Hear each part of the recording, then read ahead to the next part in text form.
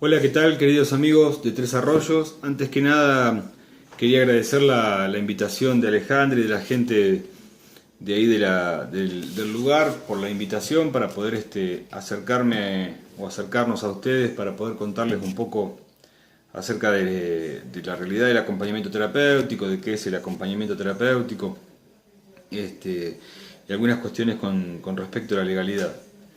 Sería interesante empezar por decirles que, bueno, que el acompañamiento terapéutico tiene un recorrido en la República Argentina desde sus inicios, allá por los años 60, finales de los 60, principios de los 70.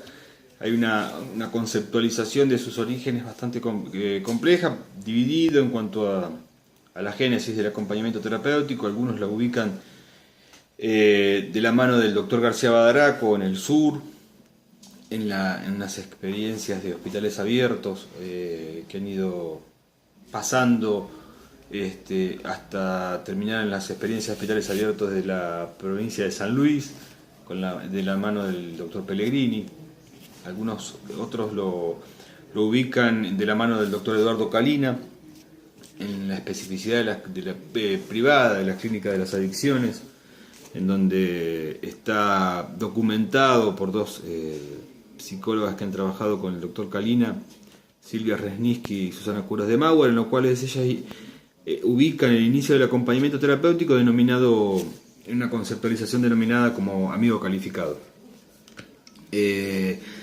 Calina también en un reportaje habla acerca de algunas cuestiones análogas en Estados Unidos, los ubica con algo denominado Pathfinder, que luego con el tiempo se llamaron amigos rentados. Esta conceptualización y la cercanía que da el concepto de amistad en aquellos principios del acompañamiento terapéutico hacían que la prestación decaiga o no tenga los efectos necesarios, más que nada por una cuestión de encuadre, ¿no? Esa conceptualización de amistad, de cercanía que nos da la amistad, permite que no se lleve a cabo del todo bien la prestación de acompañamiento terapéutico. Después de varios intentos, de varias ideas en cuanto a la denominación, se llega a la conclusión de la denominación más efectiva sería la de amigo calificado, la de acompañante terapéutico, lo cual englobaría, digamos, que ese concepto fundamental del acompañante terapéutico, que es el estar, ¿no? El estar es terapéutico, no es que acompañe una terapia, ni que es parte de una terapia, o sea, la conceptualización del estar, pero no estar desde cualquier lugar, ¿sí? El estar, digamos, de la construcción de un vínculo, ese concepto que se dio de la clínica de lo cotidiano del acompañante terapéutico, se está desde una cuestión vincular, desde una formación específica, desde la observación pura y específicamente, porque el rol del acompañante terapéutico está dado elementalmente por la pertenencia a un equipo de trabajo, ¿sí? El acompañante terapéutico pertenece a un equipo interdisciplinario, no trabaja para un equipo interdisciplinario. O sea, la fundamental incorporación del acompañante terapéutico dentro de un esquema terapéutico pertenece específicamente a la cotidianeidad, la observación. El acompañante terapéutico trabaja específicamente desde la observación, de una formación del vínculo, y sobre esa formación del vínculo va detallando y va desplegando estrategias que tenga que ver específicamente con la demanda, ¿sí? Ahí ubicamos dos espacios, si se quiere, dos conceptualizaciones topológicas del acompañante terapéutico. El rol específico del acompañante terapéutico es ni más ni menos que la pertenencia a un equipo de trabajo. Eso es lo que delimita el rol del acompañante terapéutico, la demanda, ¿sí? Y la función específica del acompañante terapéutico es desplegar en el campo clínico las estrategias necesarias que tengan que ver con la implementación de la demanda, ¿sí?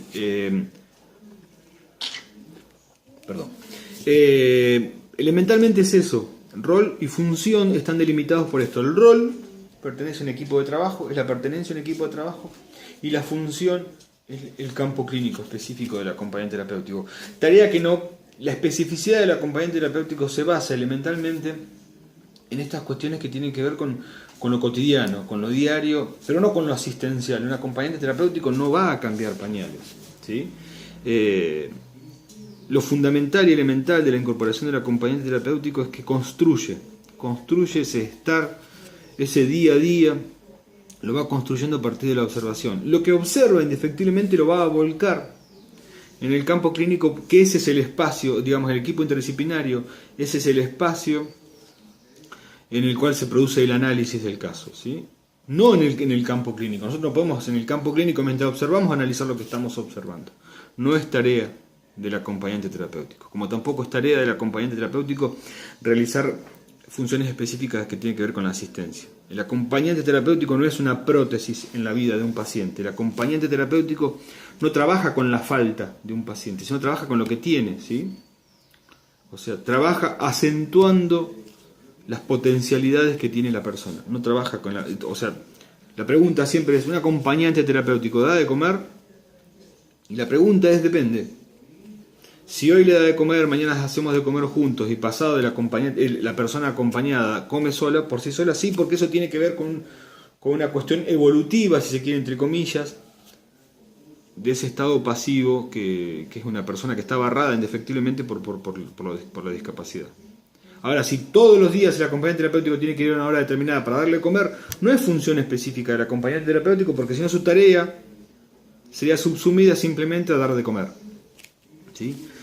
La historia del acompañante terapéutico es una historia riquísima. Nosotros hemos estado no hace mucho tiempo en México, en el Foro Psicoanalítico Mexicano, en el cual ellos desarrollan desde una mirada un poco más psicoanalítica el trabajo del acompañante terapéutico. Hemos estado en Cuba, venimos trabajando y desarrollando desde hace mucho tiempo aquí en la República Argentina una tarea que tiene que ver con la legalización del acompañante terapéutico, con la legalidad del acompañante terapéutico. En la provincia de Buenos Aires es utilizado en el 97% de los espacios públicos que se atiende salud mental, pero no es reconocido el acompañante terapéutico. No es reconocida su función. Sí es reconocida hoy por hoy con la resolución 1014 y 1221, que es la tecnicatura y la formación específica de acompañante terapéutico, es reconocida su formación, pero no su trabajo. Aún hoy el acompañante terapéutico está, si se quiere, circunscripto a la decisión de una persona, el hecho de que su trabajo sea cubierto o no por una obra social. Cuestión bastante elemental y bastante básica que todos los acompañantes terapéuticos tenemos que saber. Si bien no tenemos una ley propia, nuestro territorio clínico, nuestros espacios clínicos en los cuales podemos trabajar, ya sean en un domicilio, en una clínica, un centro de día o cualquiera de los que fuera su tratamiento en cuanto a salud mental o discapacidad, y en una escuela, cada uno de esos espacios tiene una legalidad específica, ¿sí? Con lo cual, cada una de esas legalidades, menos la resolución 782 que salió del Ministerio de Salud, del Ministerio de Educación de la provincia de Buenos Aires, que tiene que ver con la incorporación de acompañantes externos dentro de los espacios áulicos, que tiene que ver con las escuelas. Todas las demás leyes son leyes que otorgan derechos, ¿sí? El acompañante terapéutico puede trabajar en una escuela, como decía, una situación de vulnerabilidad. El acompañante terapéutico trabaja específicamente con la vulnerabilidad. El acompañante terapéutico fue definido como un agente de resiliencia, ¿sí? En tanto que agente de resiliencia, porque la resiliencia se construye, es una construcción que se hace en contacto con otros seres humanos. Y trabajamos con vulnerabilidad, como les decía, la vulnerabilidad social es una vulnerabilidad con la cual se trabaja, y mucho aquí en la Ciudad de La Plata trabajamos mucho con lo que es vulnerabilidad,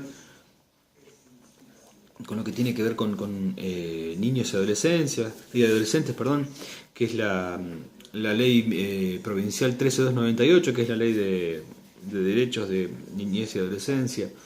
Después, a nivel nacional, está la ley 24901, que es una ley de discapacidad que otorga derechos a las personas y que el Estado tiene la obligación de la cobertura del tratamiento de cualquier acción terapéutica que tenga que ver con la discapacidad.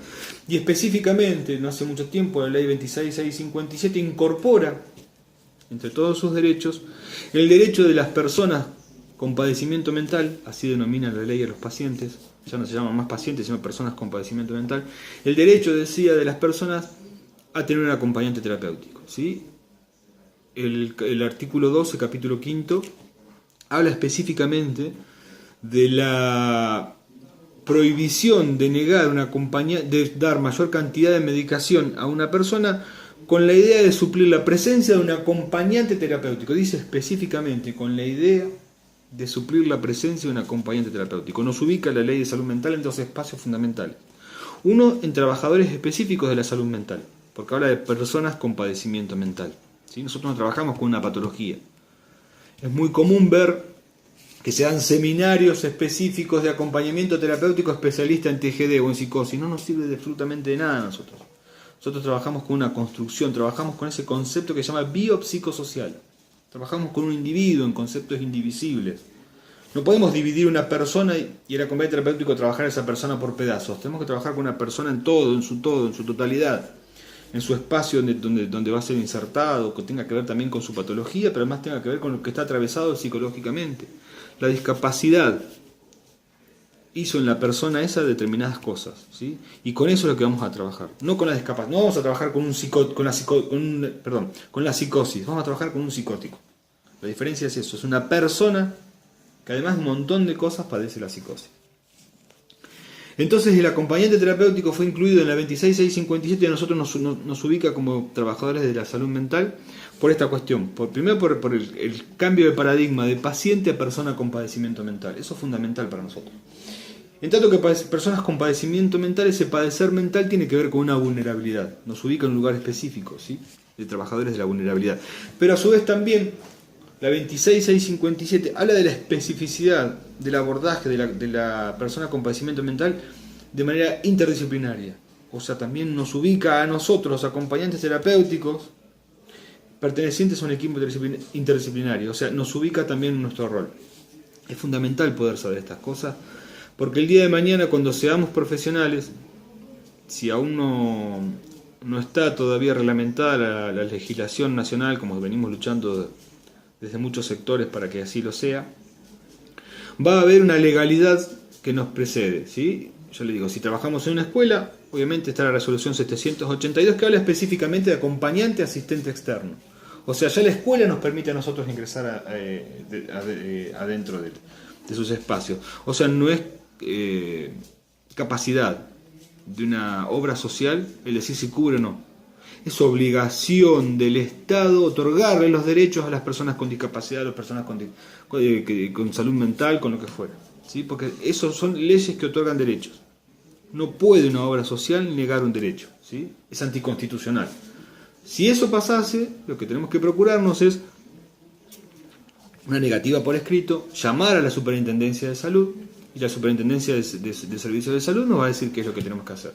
Por lo general se hace recursos de amparo, un montón de cuestiones, pero hay una legalidad que nos precede, ¿sí? En cada uno de esos espacios. La ley 26657 es la ley que a nosotros nos ubica como trabajadores de la salud mental. Nos ubica con un rol y con una función específica. Trabajar con una persona en vigilia, porque dice no se puede dar medicación para suplir la presencia del acompañante terapéutico, ¿sí? Capítulo 5, artículo 12. Tengan en cuenta estas cuestiones. Tiene que ver, entonces, hoy hablamos de rol, que es la pertenencia a un equipo de trabajo, la función, que es la determinación de estrategias para llevar a cabo la demanda. La demanda se da en la parte del equipo interdisciplinario, o sea, en el rol, ¿sí? Trabajamos específicamente con la vulnerabilidad de las personas, somos agentes de resiliencia, no trabajamos con la patología, trabajamos en ese concepto biopsicosocial. Y hay una legalidad que nos precede, ¿sí? Específicamente la ley 26657 nos ubica en un espacio determinado que es trabajadores de la salud y específicamente de la salud mental, y nos da la importancia de la pertenencia a un equipo de trabajo. Yo les agradezco muchísimo su atención, los felicito por haber elegido esta maravillosa carrera. Espero que nos podamos ver en algún momento determinado. Los invito a leer, a investigar, a producir. El acompañamiento terapéutico durante mucho tiempo fue contado por otros, en otro idioma. Ustedes van a ver la bibliografía del acompañamiento terapéutico, está dado específicamente por psicólogos, psicoanalistas específicamente. Y el acompañamiento terapéutico hoy por hoy merece ser contado por acompañantes terapéuticos. Ya tiene un territorio delimitado, una legalidad delimitada, pero no tenemos nuestro propio idioma. Entonces tenemos que comenzar a pelear por eso. Los invito a ustedes a que lo hagan y ojalá que no pase mucho tiempo hasta que podamos vernos. Les dejo un saludo, los felicito nuevamente por haber elegido esta maravillosa profesión, esta maravillosa experiencia que es la de ser acompañante terapéutico, una experiencia que se construye día a día. Los invito a que lean, a que estén atentos y a que podamos comunicarnos. Alejandra y la gente que está ahí tiene mi mail, mi teléfono, tenemos manera de comunicarnos, así que estoy a su entera disposición y gracias nuevamente por la invitación. Adiós.